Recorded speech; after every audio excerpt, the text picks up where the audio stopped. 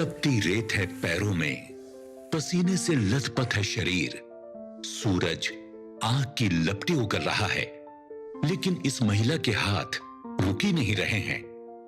पहली नजर में देखने में ऐसा लगता है मानो ये किसी मैदानी इलाके के हरे भरे खेतों के बीच का नजारा है और इस महिला किसान को अपनी कृषि संबंधी कई कार्य पूरे करने हैं। जी हां, आपके सभी अनुमान सही हैं, बस एक को छोड़कर।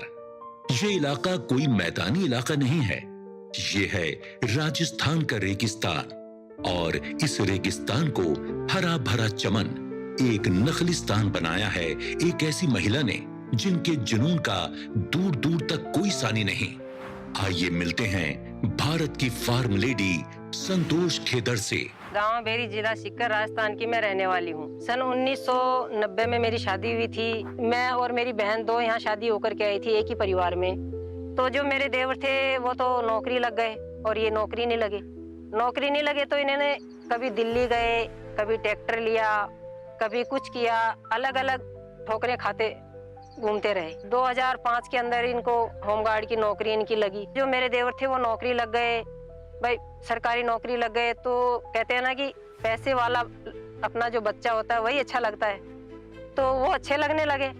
और ये होमगार्ड में थे, कमाते नहीं थे, कम मिलता था इनको। तो ये कहते मेरे 3 बच्चे हो गए, तो यही कहते भाई आपके तो 3 बच्चे हो गए हैं, आप काम करो, क्योंकि ये आपके बच्चे ही खा रहे हैं खाना, हमारे कौन से बच्चे हो गए।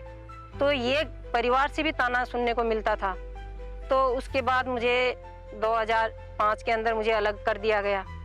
तो मैं अलग हो गई और अलग होने के बाद मुझे सिर्फ 5 बीघा जमीन दी गई, ये आप इसी में कमाओ और खाओ। तो ये जो हमारी 5 बीघा बंजर भूमि थी, इसके अंदर मैं सिर्फ बरसात पे निर्भर रहा करती थी कि कब बारिश आएगी और कब मैं इसमें बाजरा बोऊंगी और कब मैं अपने बच्चों के लिए इसमें खाने के लिए अनाज होगा।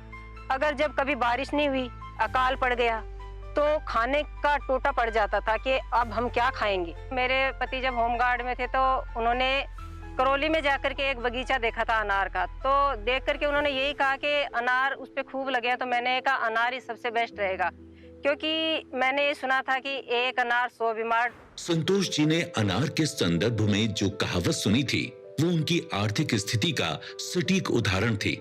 पति की बेहद मामूली सी मासिक तनख्वाह और हर दिन की ढेर सारी जरूरतें।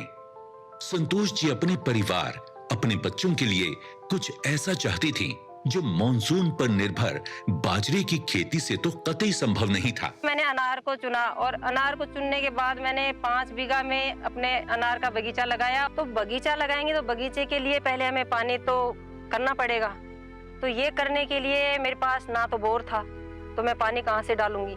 मेरी एक भैंस थी, मैंने भैंस पाल रखी थी कि भाई दूध भी चाहिए हमें, बच्चों को अगर परवरिश करनी है उसके लिए अब मोल कितना ला पाएंगे।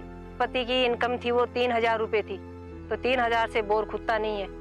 तो ये सोच करके मैंने अपनी भैंस को 20,000 रुपए में बेचा, क्योंकि मेरी 40,000 रुपए की भैंस थी। तो ये करके मैंने ट्यूबवेल खुदवाई।